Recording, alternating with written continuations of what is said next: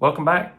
In this video, I'm going to demonstrate how to remove and reinstall suspension components on a Yamaha YZ250FX. This is a 2025 YZ250FX, but this process is very similar for other years as well as the YZ250F. I'm going to remove the front fork legs first. I'm going to start with removing the front wheel.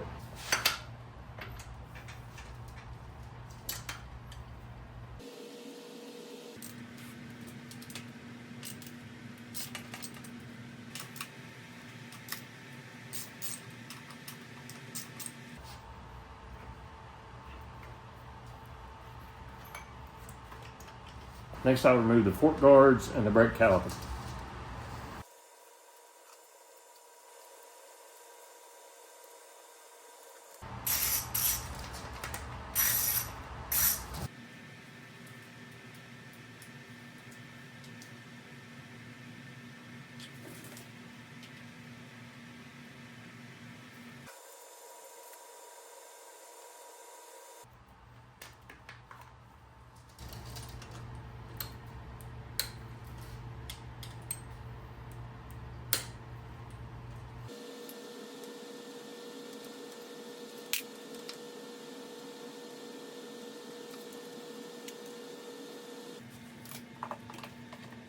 Next, I'll loosen the pinch bolts and the fork leg will drop right out.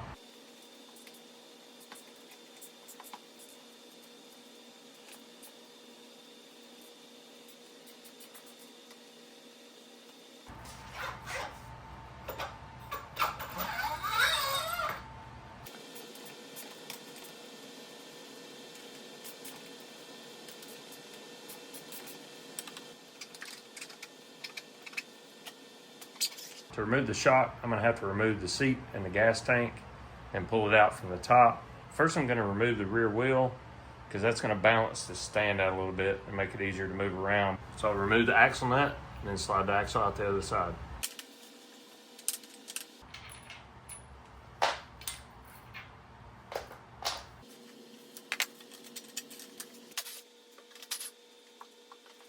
To remove the gas tank, I need to remove the number plates and the shroud, so I'll do that next.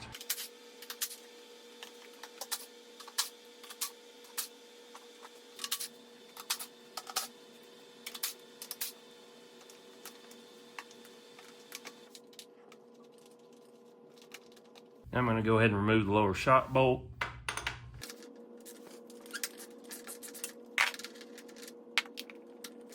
Now I'm going to remove the tank by removing these two bolts and the strap.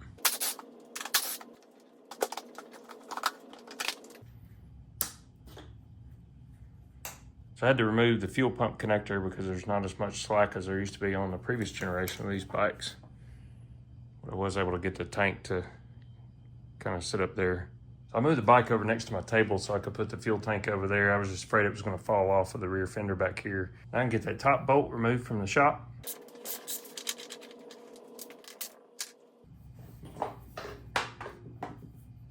All right, I got my fork tubes and shock off the bike, ready to go down to Steve at Fast Lap. I went ahead and put some zip ties in the bearings, the top and bottom of the shock, just to make sure nothing falls out, nothing gets lost. All right, I got my suspension back from Fast Lap, and I'm gonna get it reinstalled on the bike. Starting with the shock, I'm gonna reinstall it the same way I removed it. This bolt has an oval shaped head with a flat side on it. When I reinstall it, I'm gonna make sure that flat side is turned correctly so it will fully seat. I went ahead and put a little grease on the upper and the lower shock mount bolts just to prevent those from seizing up.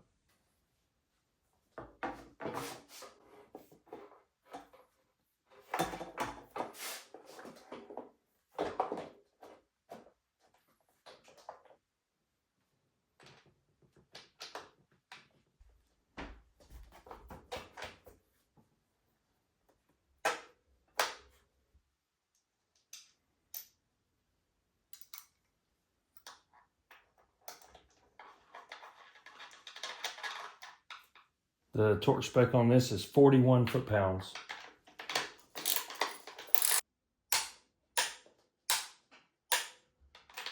Now I'm going to reinstall the gas tank. First I need to reconnect my fuel pump connector. I need to be careful and make sure I don't pinch the fuel line. There's an area right here under the tank where the fuel line goes in, and it comes over the frame right here in this area.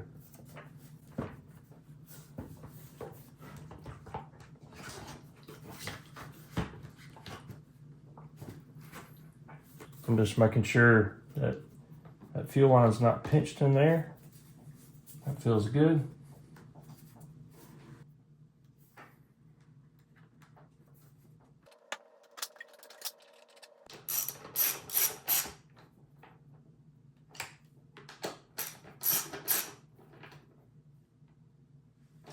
Now I'm going to reinstall my lower shock bolt, making sure that flat side is correctly positioned. Now this is a little bit easier to line up if you remove your rear wheel, but you don't have to.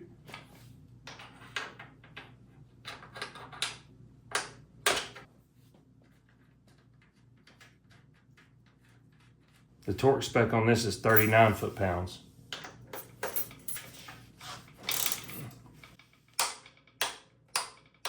Now I'm going to reinstall the fork legs.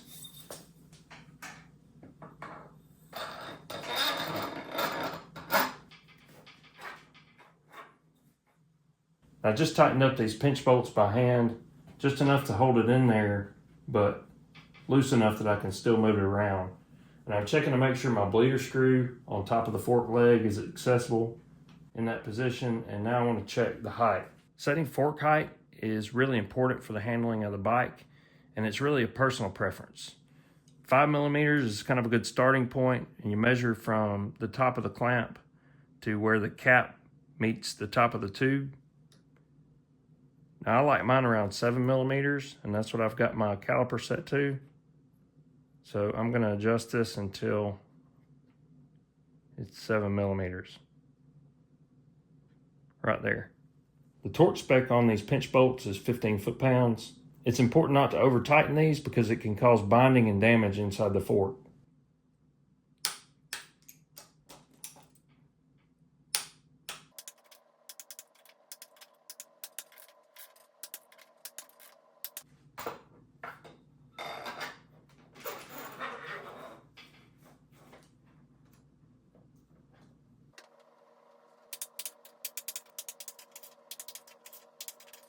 Now I'm going to temporarily install my axle just to check and make sure everything's aligned.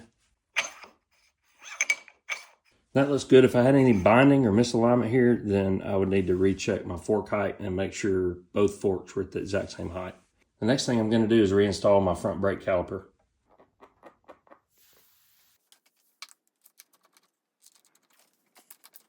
Now I'm going to reinstall my fork guards.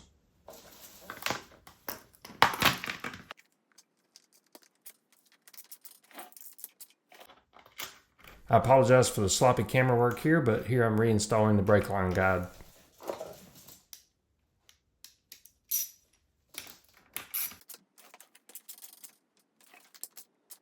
Next, I'm going to reinstall the front wheel, but before I go any further, I want to point out there's a very specific sequence to follow when installing the front wheel on a dirt bike. When I put the wheel in here and then install the axle, I'm going to tighten this nut first, followed by these two pinch bolts. Then I'll need to hold the front brake, bounce the suspension a couple of times before I tighten these pinch bolts. So I'll have to install the rear wheel before I can do that as well. I've checked to make sure my spacers are still inserted in the wheel. There's one on this side and another one on this side. Sometimes those things fall out. As I'm putting the wheel in, I'm going to make sure the brake disc is going between the two brake pads.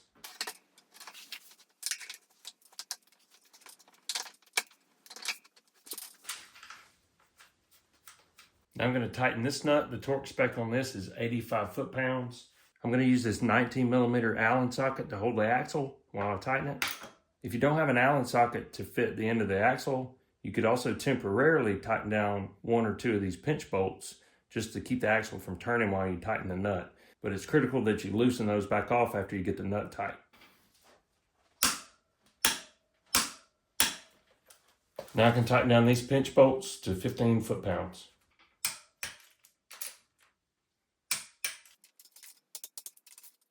I'm leaving these loose for now. Before I can go any further over here, I need to reinstall the rear wheel.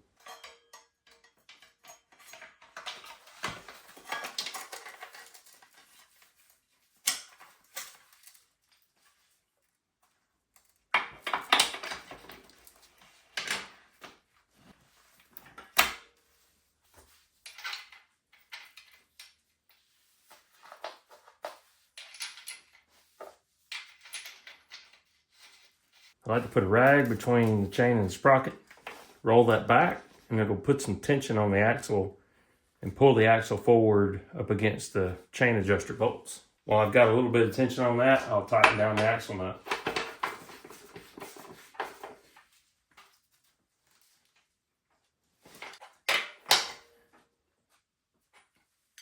Now I still need to tighten those pinch bolts on the right front fork, but before I do, and while I have the bike on the stand, I'm going to go ahead and put all the plastics back on.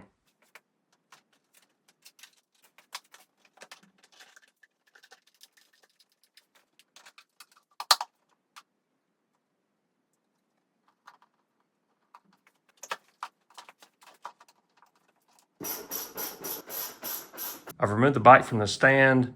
Now I'm going to hold the front brake and bounce the front forks a couple of times. Then I can tighten those pinch bolts.